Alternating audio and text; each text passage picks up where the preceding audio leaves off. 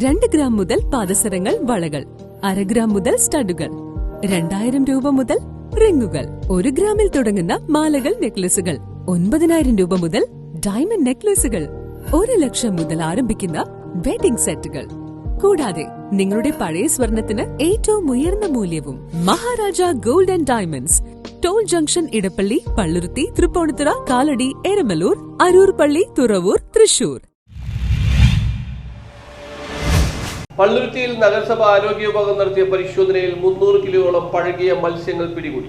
പള്ളുരുത്തി വെളി മാർക്കറ്റിൽ നഗരസഭ ആരോഗ്യ വിഭാഗം നടത്തിയ പരിശോധനയിൽ 300 കിലോയോളം വരുന്ന പഴകിയ മത്സ്യങ്ങൾ പിടിച്ചെടുത്തു. പബ്ലിക് ഹെൽത്ത് ഇൻസ്പെക്ടർ ശിവകുമാറിന്റെ നേതൃത്വത്തിലാണ് പരിശോധന നടന്നത്. വ്യാപകമായ പരാതി ഉയർന്ന സാഹചര്യത്തിൽ വിവിധ ഭാഗങ്ങളിൽ നഗരസഭയുടെ മൊബൈൽ ലാബിന്റെ സഹായത്തോടെ പരിശോധന നടത്തിവരികയായിരുന്നു. ഇതിനിടെയാണ് പള്ളുരുത്തി വെളി മാർക്കറ്റിൽ പഴകിയ മത്സ്യങ്ങൾ വിൽക്കുന്നുണ്ടെന്നുള്ള പരാതിയെ തുടർന്ന് പരിശോധന നടത്തിയത്. ഈ പരിശോധനയിലാണ് ഒരു കച്ചവടക്കാരന്റെ കയ്യിൽ ഫ്രിഡ്ജുകളിലും ബോക്സുകളിലും മറ്റുമായി സൂക്ഷിച്ചിരുന്ന പഴകിയ മത്സ്യങ്ങൾ പിടികൂടിയത്.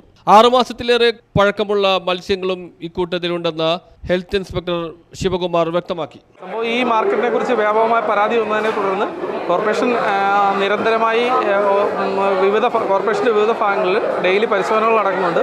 അപ്പോൾ ഇവിടെ പരാതിയുടെ അടിസ്ഥാനത്തിൽ നമ്മൾ ഇന്ന് ഇവിടെ ഈ പരിശോധന നമുക്കൊരു ടെസ്റ്റിംഗ് യൂണിറ്റ് ഉണ്ട്, ലാബുണ്ട്, സഞ്ചരിക്കുന്ന ലാബാണ്. ആ ലാബിൻ്റെ സഹായം നമ്മൾ ഇന്നിവിടെ തേടി ഇവിടെ ഈ മാർക്കറ്റ് പരിശോധന നടത്തിയാണ്. പരിശോധന നടത്തി വരികയാണ്. ഒരു വ്യാപാരിയുടെ കയ്യിൽ നിന്ന് ഏകദേശം 300 കിലോയോളം പഴകിയത് പരിശോധിക്കാതെ തന്നെ ആദ്യ കാഴ്ചയിൽ തന്നെ മനുഷ്യ ഉപയോഗയോഗ്യമല്ലാത്തതും നിരവധി മത്സ്യങ്ങൾ വിവിധ ഫ്രിഡ്ജുകളിലായി പുള്ളി ഐസ് ഇട്ട് സൂക്ഷിച്ചിരുന്നു. ഇതാണ് നമ്മൾ പിടിച്ചെടുത്ത് ഏകദേശം 300 കിലോയോളം ഇതിന് തൂക്കം വരും. മാസങ്ങളോടെ, അതായത് 6 മാസത്തിൽ കൂടുതൽ പഴകിയ മീൻ വരെ ഈ ദൃശ്യങ്ങളിൽ നിന്ന് മനസ്സിലാവും. 6 മാസത്തിൽ കൂടുതൽ പഴകിയ, ഇനി കൂടുതൽ പരിശോധിക്കേണ്ടതുണ്ട് എത്രത്തോളം കാലപ്പഴക്കമുള്ളതാണെന്നും.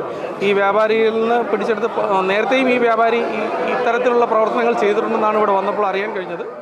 നേരത്തെയും ഈ കച്ചവടക്കാരനെതിരെ പരാതി ഉയർന്നതായും പറയുന്നു. ഇത് ഫൈൻ അടിച്ചുകൊണ്ട് മാത്രം കാര്യമില്ല, അതിനുള്ള തക്കതായ ശിക്ഷ കൊടുക്കുക, ന്യായമായിട്ടുള്ള. അതാണ് അതിന് വേണ്ടത്. കാരണം എല്ലാവരും ആരോഗ്യ പ്രശ്നമാണല്ലോ ഇത്. അത് വളരെ ശ്രദ്ധിക്കണം ഹെൽത്ത്. കാരണം എല്ലാവരും ആരോഗ്യ പ്രശ്നത്തിൻ്റെ വലിയ ബുദ്ധിമുട്ടല്ലേ ഇതല്ല. ഇത് വളരെയധികം കർശനമായി നിരോധിക്കേണ്ടതാണ്. നിങ്ങൾ സ്ഥിരമായിട്ട് മത്സ്യം വാങ്ങുന്നതാണ്? ഇല്ല ഇല്ല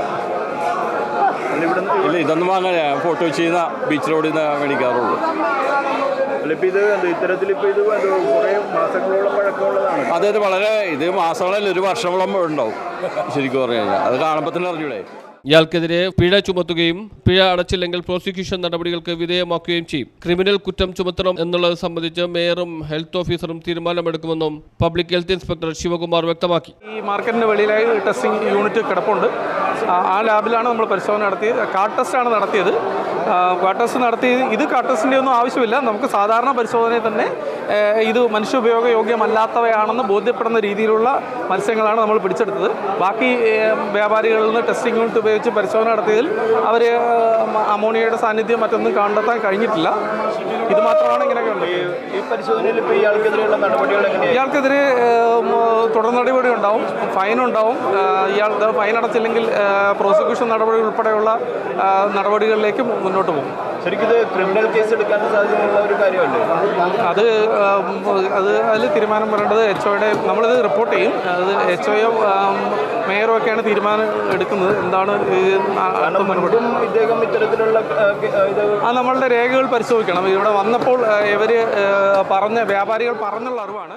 ന്യൂസ് ബ്യൂറോ, പള്ളുരുത്തി.